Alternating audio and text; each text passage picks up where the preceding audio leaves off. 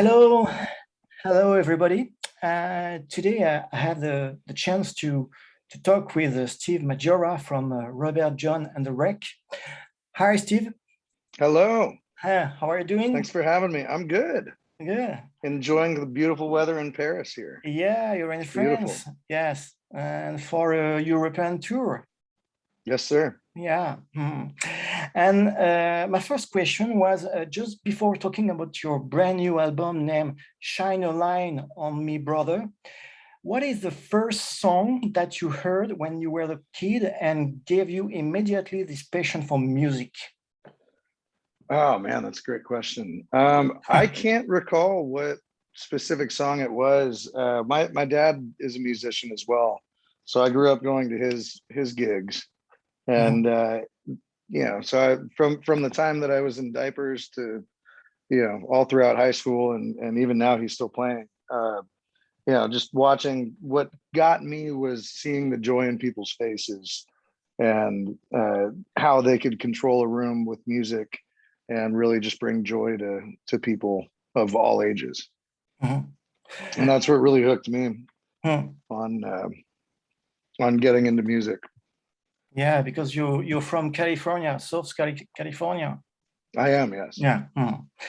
And concerning the hit single, "Oh Miss Carolina," how did you deal with it? Because fame can be a cage sometimes for singers and bands. Mm-hmm.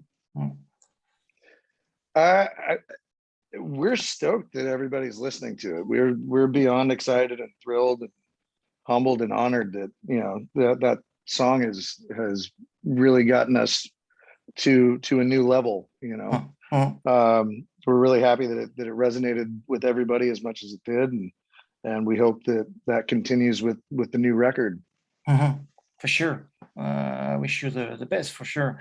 Thank you. And about your brand new album, we can feel a lots of different feelings. It seems to be that the lockdown has marked you a lot, maybe because the day, months after this one has never been so uncertain. Mm-hmm. Yeah, the lockdown was tough, man, for all of us, for everywhere. And nobody knew how long it was going to last, and for some people it's still going. We have friends out in Australia that are still locked down or locked down again, and it's tough, man. And we decided early on that we were going to keep finding a way to get together and practice and write, and that the way that we facilitated that changed many times over the course of the last 2 years. But it's nobody saw it coming, but it gave us an opportunity to really band together and focus on putting our feelings and emotions into lyrics and melodies and sharing that with one another. And for me, it was songwriting is always very therapeutic and very intimate, and I think we came out with something great. Out of all that darkness, we found a little bit of light. Yeah. And how did you meet together with the rest of the band? Physically? Yeah. Or so the first time you met? Oh, like back in the day. Yeah, I met Robert through another friend of mine's band that they were playing shows in Southern California, and Robert was opening up for them, and they were opening up for Robert on certain occasions and stuff. And then one day he needed somebody to back him up, and my name came up, and I've been playing with them ever since. And the rest of the guys in the band I met through Robert or the Orange County music scene in Southern California, which is just a wonderful place for, especially when we were starting, for emerging bands and first-time bands and stuff. That everybody was very supportive of each other. There was very healthy competition going on at shows, and to get bigger shows and venues, and there'd be multiple genre bills. You'd have a hard rock band with a country project with a reggae project all in the same lineup, you know, the energy was just fantastic. So. And to be exact, you play with Toto during many sessions on many albums and live sessions too. I have done one show, and that show turned into the live record that was released back in June. Yeah. But yeah, I will be touring with them. I'm very excited to be touring with them in the US and in next year, and also in Europe next year, which I know that there's some dates online for next year already for both Toto and Robert Jon The Wreck's future tours. So it's going to be great. I'm just basically going to ping pong back and forth between tours. I'm very excited. Amazing. It's going to be, it's going to be fun. And about Desert Sun, I personally felt this song as the iconic song from the Eagles, with sadness, hope, and love. Thank you. For me, it's everybody. We love that song, man. That one, Henry brought that one to the table. He came over to my place and was working on it just for himself and his own songwriting. And we ended up cutting a demo of it just in my room, in my home studio, and played it for the band. And Robert was like, "Yeah, we have to put this on the album. This is great." So it's an amazing song, and I love what we did with it. Very, very thankful to Henry for bringing that one in. And with Anna Maria, you thought that this song was tough to be an acoustic one. We can find your will to place acoustical moments, but at the end, this is not really some full acoustic songs. This is strange, no? I think we really try to just give the songs what they need, production-wise.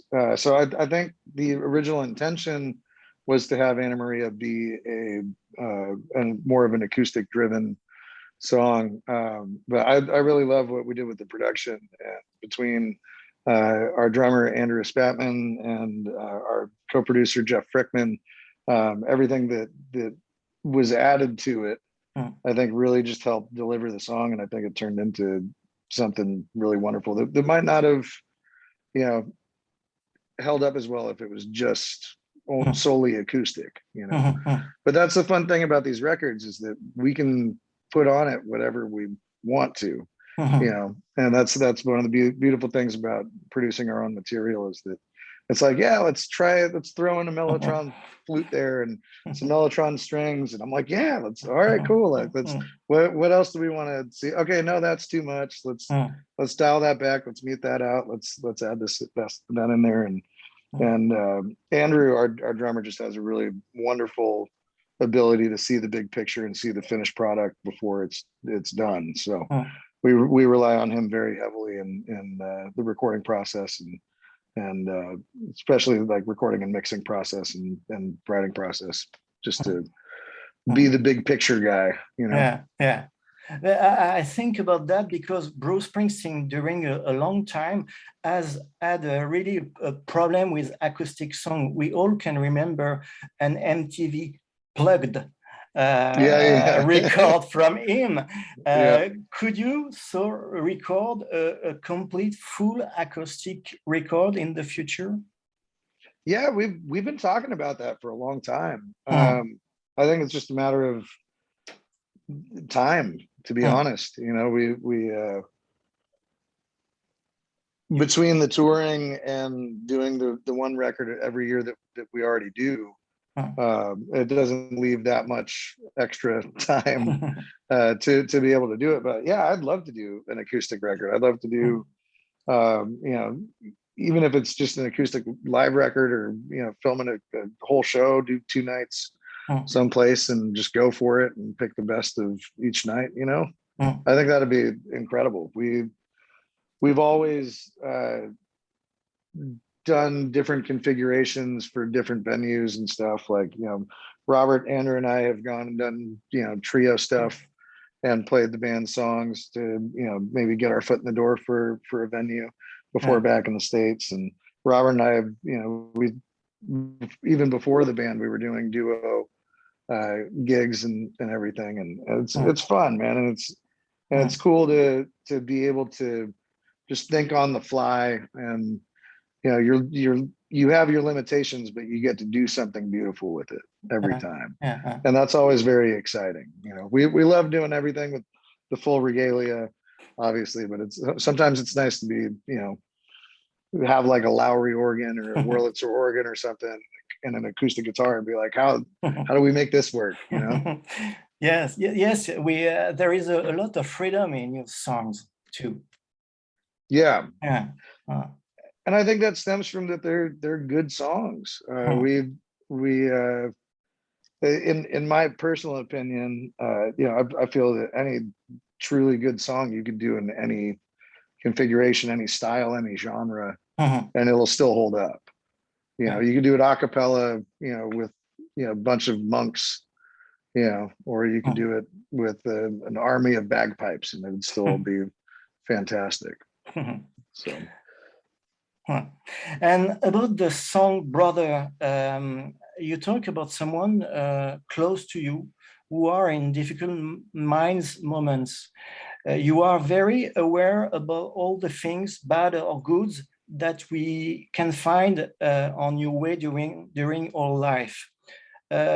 You can take you take care of your friends and people around you. Can we name your state of mind as a kind of militant for a better life for everyone? Sorry, can you say that last part one more time? You take care of your friends and people around you. And can we name your state of mind as a kind of a militant for a better life for everyone? Yeah. Yes, I think that we that song in particular, it comes from a very personal place, and we wanted to be able to say the hard things as well as the good things, and to not have. Often there's a stigma around mental illness, and everybody goes through tough times, especially with COVID. Everybody's mental state was tested, and some more than others. And there's a line that I just love in that it's people are very confused. Brother, my brother, you'll rise above. Your muses haven't given up. It's like we're here. And like I feel like the more we can remove the stigma around talking about things and really get to the heart of it, and know that it's just everybody's just people. People are people. And they go through, some people go through difficult times more than others. And it's nothing to be ashamed of, and it's nothing to be, afraid to talk about or bring up. It's real, and it's happening, and sure. And we're here, and just to encourage people to not be afraid to reach out and be able to have the hard conversations and stuff, because at the end of the day, each other is all we got. So. Sure. And in radio, you talk about the business of the music industry. You produce your own records like many other singers and bands all around the world. Is that the solution to fight against this system? Because in the same time, you are on Spotify. Yeah, I feel like Spotify is kind of a necessary evil. It's not more than Apple Music. Yeah, I mean, at the end of the day, we want people to hear our music and for it to be accessible to them.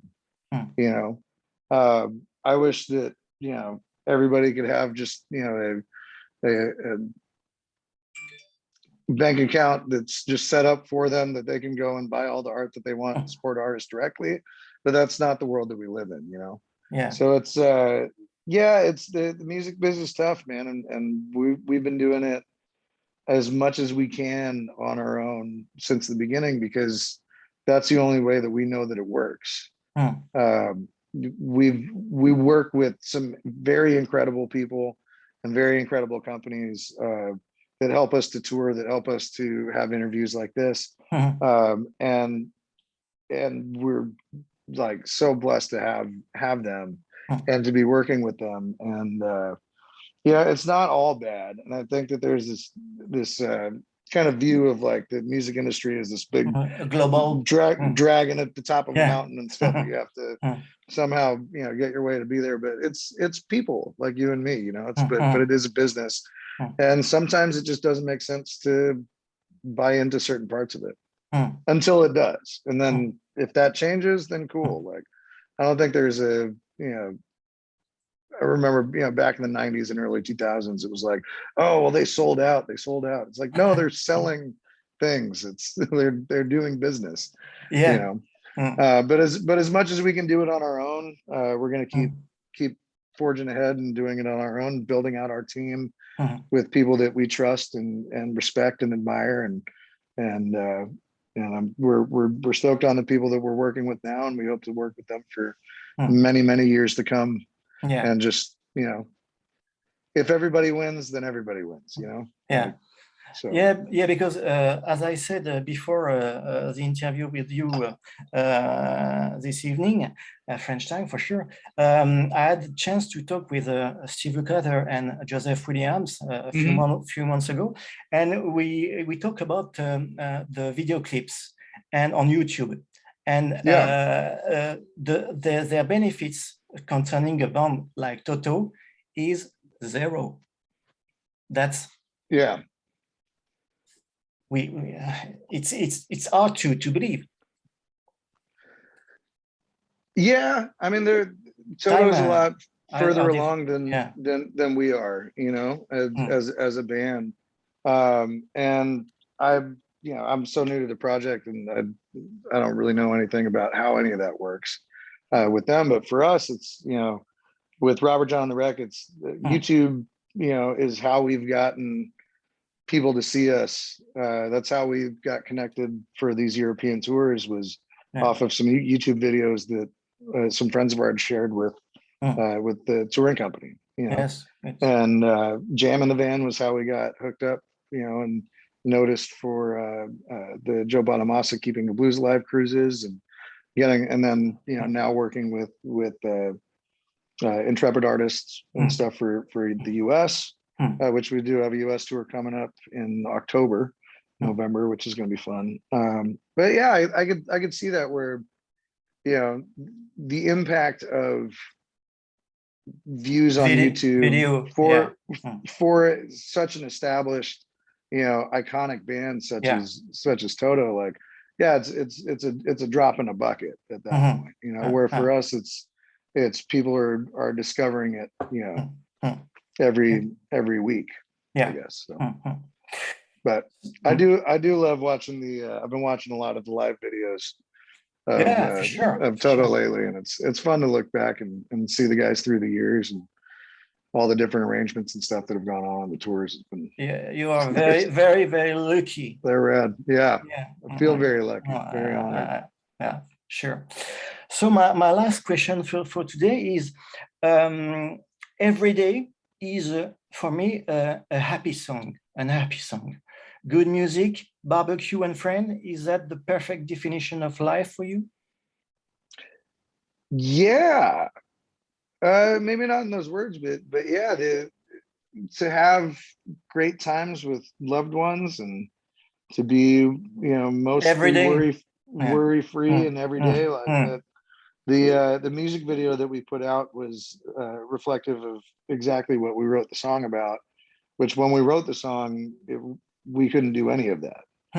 You know, so it was when we wrote it, it was more of a, you know, cry to be able to get back to that, and from a place of missing it, and being able to shoot the music video and do it safely this summer was just an amazing experience. And to see friends again, and, you know, that some of them we haven't seen in, you know, a very long time, was very special. And yeah, everybody likes to have a barbecue and party, you know? And sure.